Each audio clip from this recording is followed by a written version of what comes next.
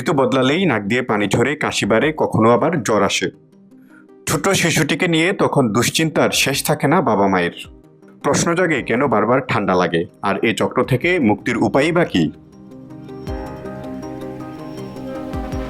শিশুরোগ বিশেষজ্ঞরা বলছেন, জীবনের প্রথম কয়েক বছরে শিশুর রোগ প্রতিরোধ ক্ষমতা ধীরে ধীরে বেড়ে ওঠে।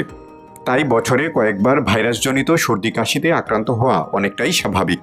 বিশেষ করে স্কুল, ডে কেয়ার বা খেলাধুলার মাধ্যমে এক শিশুর কাছ থেকে আরেক শিশুর মধ্যে দ্রুত ছড়িয়ে পড়ে ভাইরাস।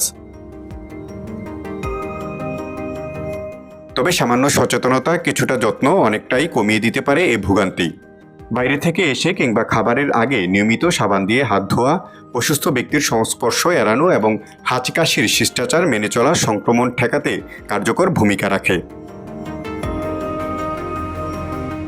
রোগ প্রতিরোধের শক্তি গড়ে ওঠে শুধু ওষুধেই নয়, প্রতিদিনের খাবারেও। মৌসুমি ফল, রঙিন সবজি, ডিম, মাছ, দুধ আর পর্যাপ্ত পানি শিশুর শরীরের জন্য হতে পারে প্রকৃত সুরক্ষা কবচ।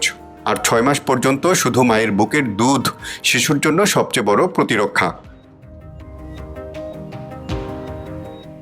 পর্যাপ্ত ঘুম, নিয়মিত খেলাধুলা, পরিষ্কার পরিচ্ছন্ন পরিবেশ এবং সময়মতো সব টিকা, এই 4টি অভ্যাস শিশুকে রাখতে পারে অনেকটাই নিরাপদ। তবে চিকিৎসকদের পরামর্শ ছাড়া অ্যান্টিবায়োটিক খাওয়ানো কখনোই উচিত নয়।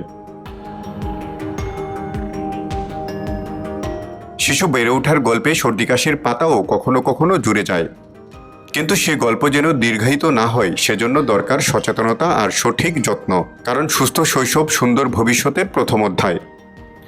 তারিকুল ইসলাম, ব্রেকিং নিউজ।